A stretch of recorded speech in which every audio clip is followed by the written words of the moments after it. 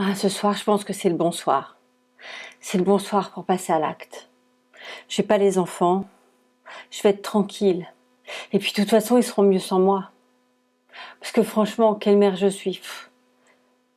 Puis c'est trop dur là, j'en peux plus. Ouais, ce soir c'est bien. Bonjour et bienvenue dans ce nouveau récit de psy. Aujourd'hui, je vais vous parler de dépression. Et alors, pas n'importe quel type de dépression. Une dépression de type atypique, comme on dit dans nos manuels de psychologie, qui est la dépression souriante. Vous savez, ces personnes qui, sous leurs airs de bonheur, sourient, mais en fait sont hyper mal à l'intérieur. Alors peut-être que c'est un terme que vous n'avez jamais entendu, parce qu'en fait on n'en parle pas beaucoup de cette dépression souriante, mais elle touche de plus en plus de personnes et je trouvais que c'était important que je vous en parle parce que j'ai une de mes patientes justement qui est atteinte de dépression souriante. Elle est toujours, j'ai envie de dire, radieuse, elle prend soin d'elle, en tout cas un minimum, et ce minimum, je vous assure, c'est beaucoup plus que le mien. Et puis elle arrive toujours avec le sourire. Alors en réalité, pas quand elle vient me voir au cabinet. Au cabinet, elle s'autorise après quand même de nombreuses séances, elle s'autorise à être vraiment connectée à ses souffrances. Mais vous la voyez dans la rue, vous ne pouvez pas imaginer ce qu'elle ressent. Parce que elle est très très forte pour mettre ce masque du bonheur. En fait, c'est ce qui fait la particularité de cette dépression souriante. C'est qu'en fait, les personnes portent un masque du bonheur. Et et elles sont extrêmement douées pour cacher leur état en fait en souriant. Et puis quelqu'un qui sourit, on se pose pas trop de questions, elle est bien, tout va bien. Donc on va pas essayer de chercher ce qui va pas ou si elle va pas du tout. Elle va bien pour en tout cas les personnes qui la croisent. Et c'est là où c'est dangereux parce qu'en fait cette personne ne va pas bien, elle est juste très très douée pour cacher son mal-être. Et comment elle fait pour cacher son mal-être? Eh bien, elle continue à vivre normalement, si vous voulez. En général, ce sont des personnes qui ont tout pour être heureuses, on va dire. Elles ont un emploi, elles ont un appartement ou une maison, elles ont des enfants, elles sont mariées ou ont un partenaire de vie le plus souvent. Et du coup, aucune raison d'aller mal, aucune raison de pleurer, de souffrir, de se sentir mal au fond. Et pourtant, c'est vraiment ce qu'elles ressentent. À l'intérieur, ce qui se passe, c'est qu'elles se sentent désespérées en fait, complètement déprimées. Elles pensent même parfois mettre fin à tout cela. Au début de la vidéo, je mimais, ou en tout cas, je jouais le rôle de quelqu'un qui est dans cette dépression souriante et qui pense à une chose, c'est au suicide. Le problème avec ce type de dépression, c'est que elles ont suffisamment de force, ces personnes, pour passer à l'acte. Parce que on n'est pas dans cette dépression où on est complètement amorphe, on n'a plus d'énergie, on n'arrive pas à se lever. Non, c'est une dépression où vous avez encore de l'énergie, où vous arrivez à vivre normalement. Alors je fais bien attention de mettre les guillemets, et où en tout cas vous mettez un semblant de bonheur sur tout ça. Et du coup, les personnes ont de l'énergie pour passer à l'acte, malheureusement, et puis voilà, faire aboutir leur projet de suicide. Donc, ce masque du bonheur, j'ai envie de vous dire, qu'elle porte vis-à-vis du monde extérieur, n'enlève rien à tout ce qui est, à toute la souffrance et tout ce qu'elles peuvent ressentir, mais il y a quand même une particularité, c'est que parfois, chez les personnes souffrant de dépression, alors parfois on l'appelle aussi dépression du bonheur, dépression souriante, c'est que un événement de l'extérieur positif peut impacter leur morale et de manière positive également. Par exemple, je sais pas, vous envoyez un SMS à cette personne juste pour lui demander des nouvelles ou la féliciter de quelque chose ou juste lui dire que vous pensez à elle, ça peut égayer sa journée et puis lui permettre d'être mieux dans la journée. Bon, malheureusement, c'est que ça ne dure pas vraiment, ça dure quelques instants, voire quelques heures, et puis la déprime se fait de nouveau sentir. Alors, il y a quelques symptômes et quelques particularités à cette dépression souriante. On peut constater parfois, voire souvent même, une suralimentation.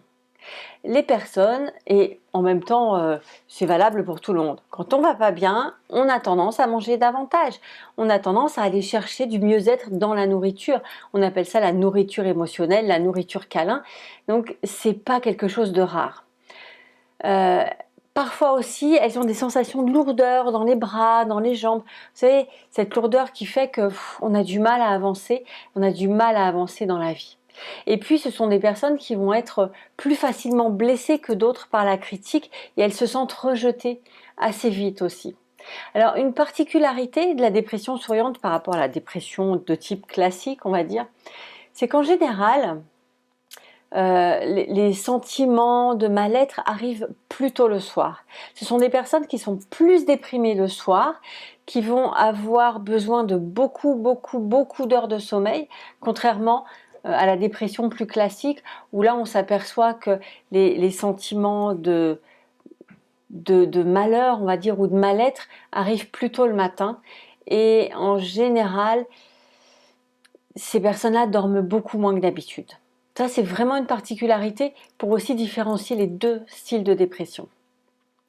Alors, c'est toujours difficile de déterminer cette dépression souriante parce que, enfin, ou de quoi ça vient, parce que ça peut venir de plusieurs facteurs à la fois, des problèmes de couple, des problèmes professionnels, des problèmes, je sais pas, vous vous disputez avec une amie et tout ça peut venir de là, avec aussi souvent le sentiment que on ne sait pas à quoi on sert sur Terre, on n'a pas de sens dans notre vie, il n'y a plus de sens à sa vie et du coup ça peut amener cette dépression souriante. Et quand on regarde les chiffres, c'est pas quelque chose d'anodin parce que aujourd'hui la dépression touche une personne sur 10. Je vous parle de ça, ce sont les chiffres en France. Une personne sur 10 est touchée par la dépression et environ 15 à 40% de ces personnes sont touchées par la dépression souriante. Cette dépression, elle peut commencer très tôt et durer très tard dans la vie, elle peut durer très longtemps.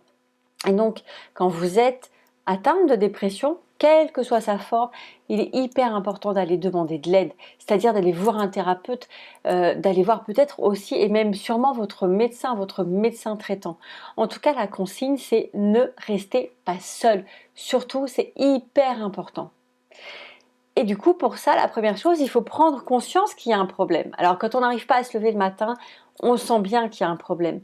Mais quand on a une vie un peu comme tout le monde, qu'on arrive à se lever, à aller travailler, à gérer ses enfants, à gérer sa maison, on se dit que ça va passer, que c'est un coup de blues, alors que non, c'est beaucoup plus sournois que ça, c'est une dépression souriante. Maintenant, il y a quelques petits trucs quand même pour aller mieux, sans passer par un médecin, enfin, ou en plus, j'ai envie plutôt de vous dire, en plus du médecin et du psychologue ou du psychiatre. Et les quelques trucs, ça va être la méditation. Alors la méditation, vous allez me dire, c'est très à la mode. Oui, mais si c'est très à la mode, c'est qu'il y a une raison, non, vous pensez pas? Méditer, il y a des tas de choses. Je suis vraiment pas une spécialiste de la méditation, mais je sais qu'il y a des tas de choses sur YouTube ou ailleurs. Vous avez des tas de vidéos qui vont vous apprendre ou vous aider à méditer. Donc méditez. Une autre chose pour vous aider à aller mieux, c'est de faire de l'activité physique. Alors je vous dis pas d'aller faire 3 heures de footing par jour, pas du tout. L'activité physique, ça peut être simplement aller marcher. Vous faites ça par exemple une demi-heure tous les jours, c'est magnifique, c'est idéal. Maintenant, si vous le faites 3 fois par semaine, c'est déjà excellent. Il y a une étude américaine qui a montré que les personnes qui pratiquaient à la fois la méditation et à la fois l'exercice physique 2 fois par semaine et seulement 2 fois par semaine, ils ont vu leur niveau de dépression baisser de près de 40% et ce en seulement 8 semaines. Donc les chiffres sont seulement, enfin, ou tout simplement hallucinants et hyper encourageants, je trouve. Donc méditation plus activité physique, vous faites ça 2 fois par semaine pendant 8 semaines et vous allez voir que vous allez déjà aller beaucoup mieux. Alors 8 semaines, ça peut paraître long. Oui, c'est 2 mois. Mais dans une vie, 8 semaines, je vous assure, c'est rien du tout. Mais alors vraiment rien du tout. Et puis, il y a une autre chose aussi qui est très importante pour se sentir mieux, pour se sentir bien dans la vie, c'est de réussir à donner un sens à sa vie. Donc réfléchir à un sens à sa vie. C'est Viktor Frankl, qui est psychologue autrichien, qui a trouvé ça, on va dire, et qui a écrit d'ailleurs que la pierre angulaire d'une bonne santé mentale, c'est d'avoir un but dans sa vie. Pourquoi? Parce qu'en fait, simplement, trouver un but dans sa vie va vous détourner en fait de vous-même, et puis vous allez déplacer le focus. En déplaçant le focus sur quelque chose, sur un objectif, vous allez moins être sur vous et sur votre souffrance. Cet objectif donne un sens à votre vie, et même si vous y allez petit à petit, hyper progressivement, ce qui compte en fait, c'est d'y aller régulièrement, pas à pas, jour après jour. Ça va être hyper positif pour avoir une attitude et pour avoir un bien-être retrouvé. Donc il y a ces trois choses-là, la méditation, le sport, l'activité physique, donc ça peut être de la marche, 2 fois par semaine minimum, idéalement tous les jours si vous pouvez le faire, et puis trouver un objectif pour donner du sens à sa vie. Alors ça peut être faire du bénévolat, ça peut être, je sais pas moi, s'occuper d'un animal, ça peut être vouloir se dépasser dans une activité sportive et se donner un défi, peu importe le sens que vous allez donner à votre vie, mais trouvez un sens à votre vie. Alors j'espère que cette vidéo aura pu vous apporter peut-être des questions, mais j'espère beaucoup de réponses et puis des trucs aussi, des éléments importants pour réussir à aller mieux. En tout cas, si cette vidéo vous a plu, vous n'hésitez pas à partager. Vous pouvez aussi me mettre un commentaire et puis mettre des pouces, des j'aime. Ils sont les bienvenus. Je vous remercie et puis je vous dis à très bientôt pour un nouveau récit de psy. Et puis surtout, n'oubliez pas d'exister pour oser vivre la vie qui vous ressemble et puis la vie que vous méritez surtout, et ainsi vous pourrez briller de bonheur. Je vous dis à très vite, au revoir.